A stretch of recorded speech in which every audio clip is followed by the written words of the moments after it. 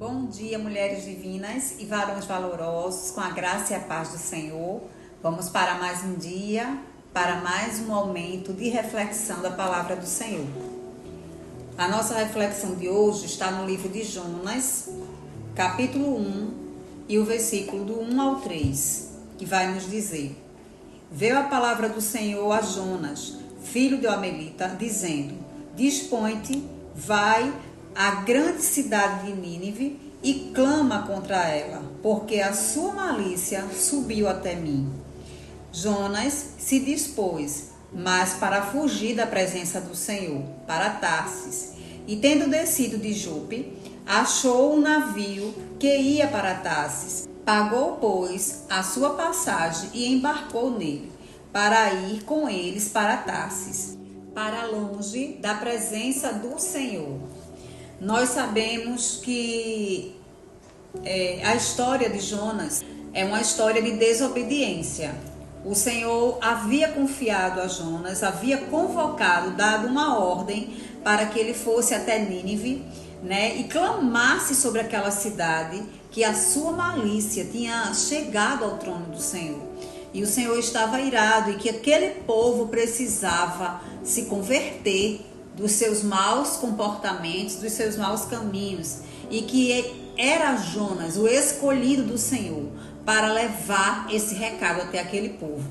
E Jonas, na sua inteligência, achou que poderia se esconder do Senhor.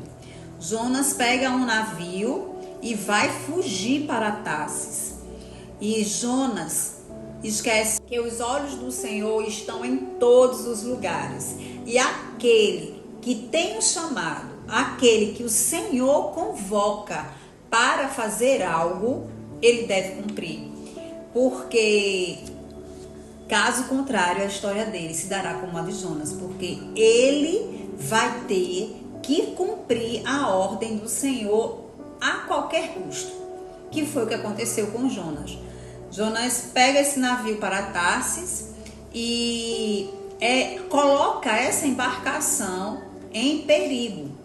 Veja que quando nós temos um chamado, quando nós somos convocados pelo Senhor para algo, quando nós resolvemos ter esse comportamento de Jonas e fugir da presença do Senhor, ou em não fazer, aonde nós chegarmos, todos em nossa volta estarão em perigo.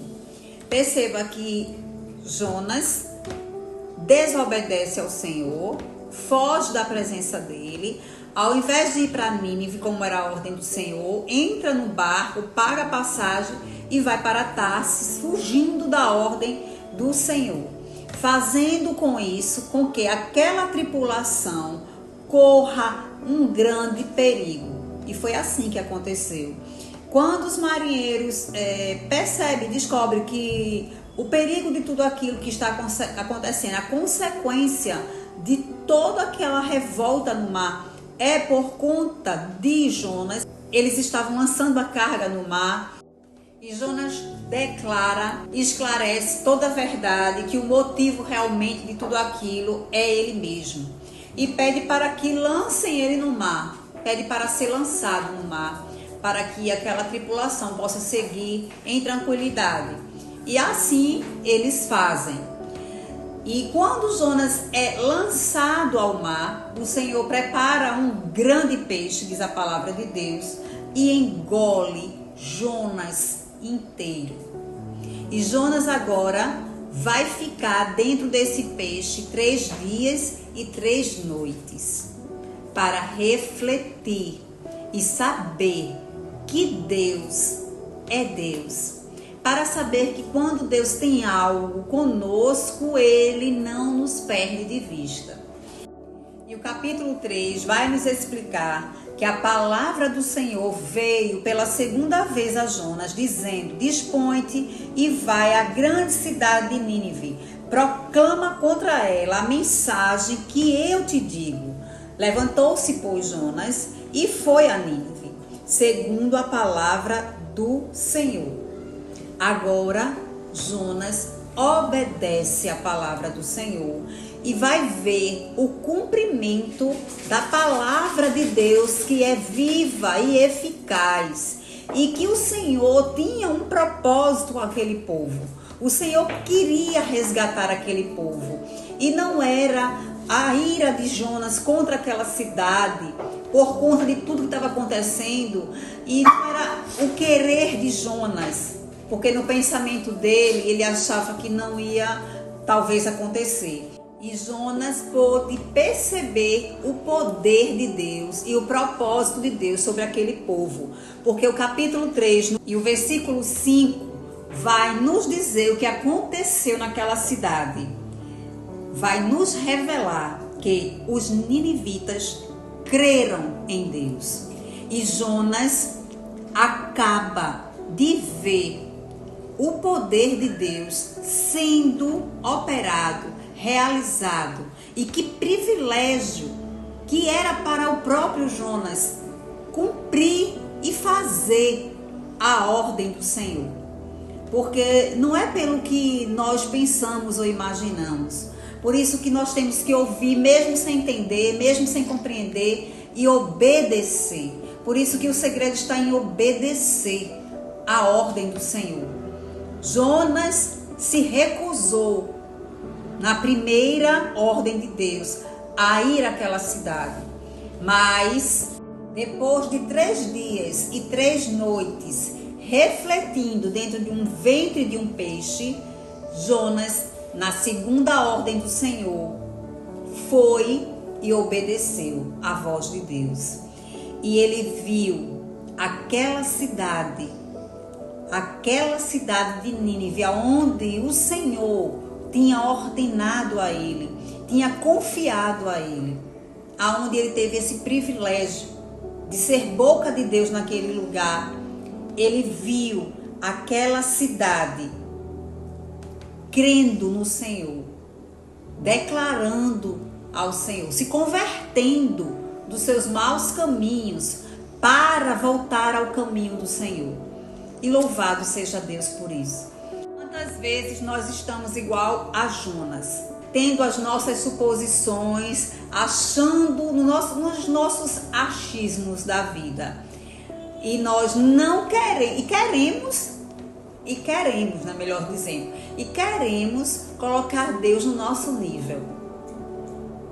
Queridos, quando o Senhor nos der uma ordem, mesmo que tudo pareça à nossa frente, que aquilo não vai dar certo, que aquilo não vai acontecer, faça. Porque a soberania de Deus nós não conseguimos alcançar. O entendimento dele, a grandeza dele, está num nível muito além do nosso. Quem somos nós para julgar uma ordem do Senhor? O nosso dever é cumprir e obedecer.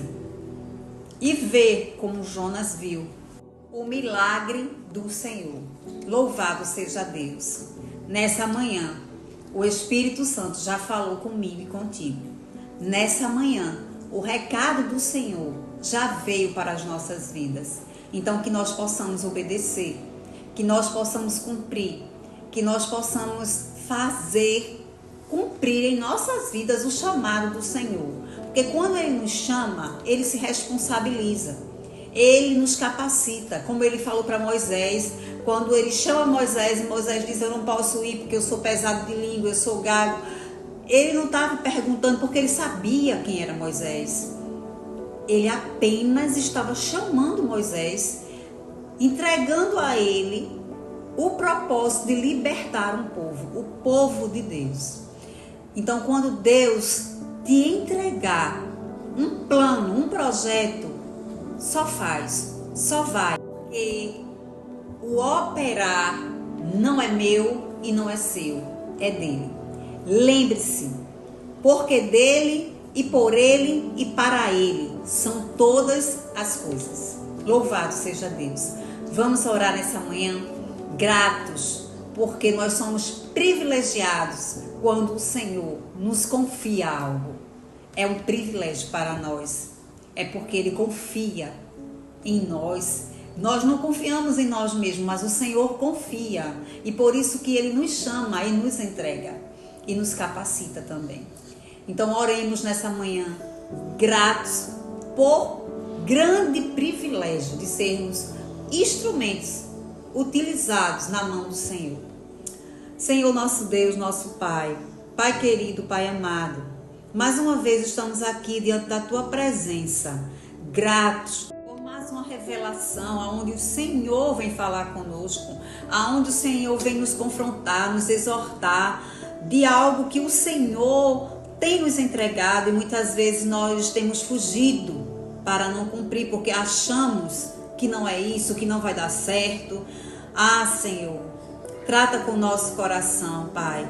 Mostra, Senhor, que a ordem não foi de um homem, a ordem foi do Senhor, o Deus criador dos céus e da terra, aquele que governa sobre tudo e sobre todos, e que não há ninguém que se iguale à tua sabedoria, Senhor, que chegue ao teu nível. Senhor, que nós possamos reconhecer a nossa pequenez e saber que quando a ordem do céu chega até nós, isso não passa de um privilégio para as nossas vidas, sermos utilizados, gastos pelo Senhor e para o Senhor. É motivo de privilégio, é motivo de graça, porque nós nem merecemos ser utilizados pelo Senhor. Quem somos nós? Mas o Senhor olha para nós e vê em nós algo que nós não conseguimos nem enxergar, nem dimensionar. Mas louvamos o teu nome. Louvamos o teu nome nessa manhã e entendemos a tua palavra. E nós agradecemos ao Senhor por mais um dia, por mais uma revelação e por mais um momento em tua presença, Pai. Obrigada por tudo. Nós te agradecemos assim no nome santo de Jesus. Amém, amém e amém. Obrigada pela tua presença. Tenha uma semana abençoada na presença do Senhor. E lembre-se, quando o Senhor te convocar e confiar em tuas mãos algo, só cumpra e obedeça, porque o que é para Ele fazer, Ele fará. Faça a sua parte, porque a parte do Senhor, com certeza, será muito bem feita para a glória do nome dEle. Fiquem com Deus e até amanhã.